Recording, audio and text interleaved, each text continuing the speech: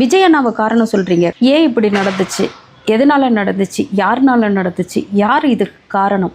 அந்த கருத்தை எனக்கு கமெண்ட்ஸில் சொல்லுங்கள். என்னோட கருத்து என்ன அப்படின்னா, இந்த மாதிரி பொதுக்கூட்டங்களுக்கு எந்த தலைவர்கள் நடத்துகிற பொதுக்கூட்டமாக இருக்கட்டும், எந்த கட்சி மூலிமா நடக்கிற பொதுக்கூட்டமாக இருக்கட்டும், தயவு செய்து பெண்கள் போகாதீங்க, கர்ப்பிணி பெண்கள் போகாதீங்க. இதெல்லாமே விதிமுறைகளில் இருக்குது. நம்ம அதையும் மீறி ஏன் போகணும்? எந்த கூட்டம் நடந்தாலும் அதை நம்ம ஒரு நிமிஷத்தில் நம்ம டிவியில் போட்டால் எல்லாமே வருதுங்க, யூடியூப்பில் போட்டால் எல்லாமே வருது. இவ்வளோ கஷ்டப்பட்டு ஏன் போகிறீங்க அங்கே? விஜய் அண்ணாவை காரணம் சொல்கிறீங்க. கண்டிப்பாக இதுக்கு விஜய் அண்ணாக்கும் இதுக்கும் சம்மந்தமே கிடையாது. அவர் ஒரு பொதுக்கூட்டம் நடத்தினாரை தவிர அவருக்கு இப்படி ஒரு சம்பவம் நடக்கும்னு அவர் எதிர்பார்க்கவே இல்லை. அவர் எதிர்பார்க்காத ஒரு விஷயம் நடந்துருச்சு. அவர்னால அதுலேருந்து மீண்டு வர முடியாமல் ரொம்ப தவிச்சுக்கிட்டு இருக்காரு. ஒரு கூட்டத்தை பார்த்து கண்கலங்கனவருங்க அவர் எப்படி இந்த மாதிரி ஒரு சம்பவம் நடக்கும்னு எதிர்பார்த்துருப்பாரா என்ன?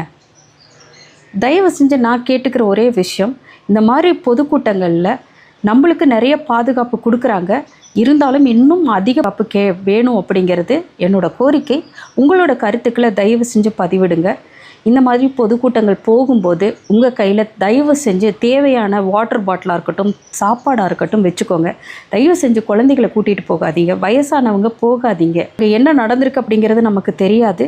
ஸோ அங்கே களத்தில் இருந்து அங்கே நடந்த விஷயங்களையும் இப்போ வரைக்கும் அதை பற்றி விசாரணையும் போய்கிட்டுருக்கு. என்ன அப்படிங்கிறத நம்ம வெயிட் பண்ணி பார்ப்போம்.